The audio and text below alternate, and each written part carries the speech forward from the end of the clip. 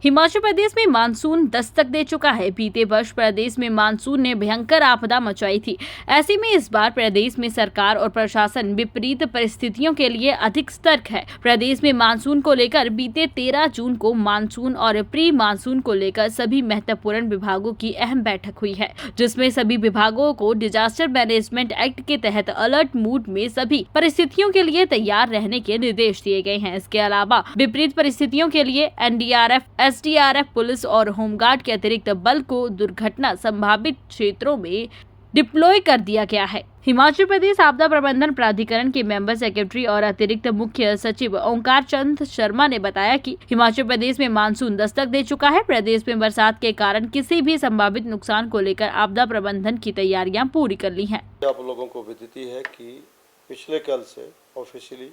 Monsoon जो है हिमाचल प्रदेश में दस्तक दे चुकी है। हर वर्ष की भांति इस वर्ष भी 13 जून 2024 को प्री मानसून और मानसून की तैयारियों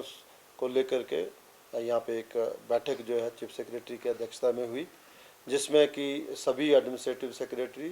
हेड ऑफ डिपार्टमेंट्स, जो हमारे फील्ड के जो डीसीज, एसपीज, जो भारत सरकार के organize CWC, metrological department, NDRF, ITBP और इन सब लोगों के साथ मिलकर के, और इसके साथ साथ में जैसे कि कम्युनिकेशन के प्राइवेट और जो गवर्नमेंट टेलीकॉम सर्विस प्रोवाइडर उनके साथ भी बैठक की गई और सभी लोगों को दिशा निर्देश दिए गए कि डिजास्टर मैनेजमेंट एक्ट 2005 और उसके तहत सभी विभागों द्वारा अपने अपने डिजास्टर मैनेजमेंट जो प्लान बनाए हुए हैं उसके तहत जो है तैयारी करें और सतर्कता के साथ जो है कार्य करें। जैसा कि आपको मालूम है कि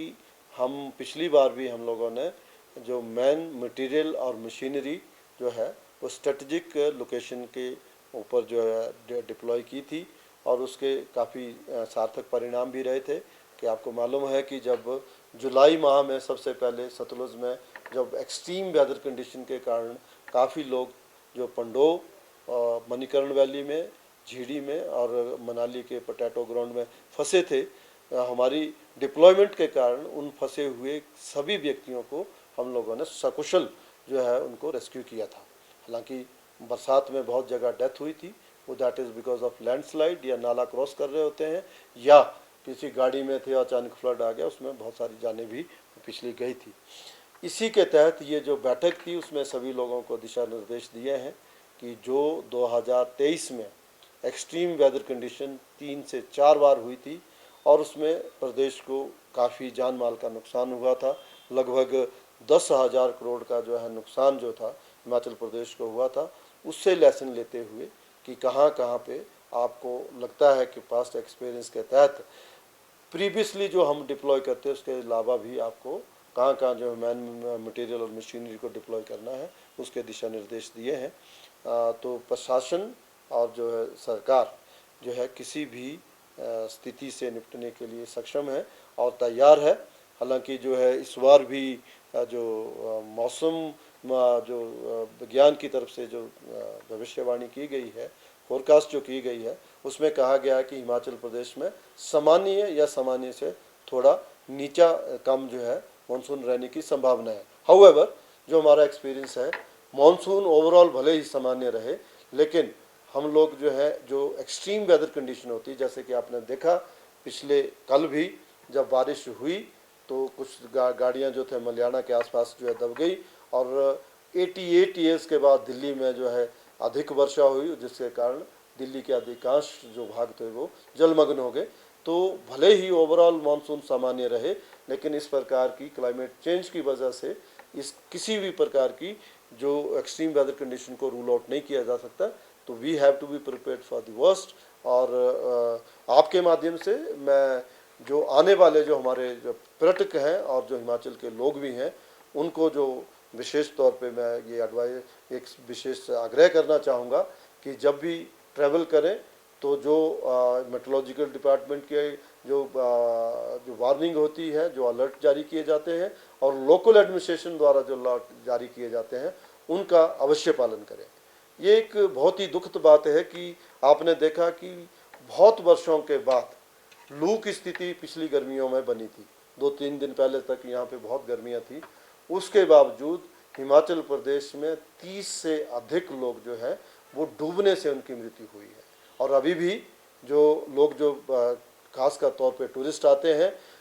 चेतावनी बोर्ड होने के बावजूद भी, लोकल एडवाइजरी होने के बावजूद भी नदी नालों में जाते हैं या नहाते हैं या सेल्फी लेते हुए जो है उनके इस प्रकार से हादसे होते हैं। तो मेरा उन सभी लोगों से आपके माध्यम से आग्रह है कि जो चेतावनी बोर्ड होते हैं या नदी नालों से अदरवाइज भी आप लोगों को थोड़ी उचित दूरी बना के रखनी चाहिए कि अगर डाउन स्ट्रीम है, चाहे ब्यास की बात ले ले, सतलुज की बात ले ले, किसी भी नदी नालों में हो सकता है कि जहाँ पे आप आनंद ले रहे हों, अटखेलियाँ कर रहे हों, वहाँ पे मौसम साफ हो, लेकिन अपर स्ट्रीम में कहीं भी बरसात में बरसात हो सकती है और फ्लैश फ्लड आ सकता है। तो इसमें इस तरह का दुर्घटना होने की संभावना होती है। तो यही मेरी तरफ से सभी लोगों से आग्रह है कि इन चीज़ों का विशेष ध्यान रखें। हमेशा ही एडमिनिस्ट्रेशन जो है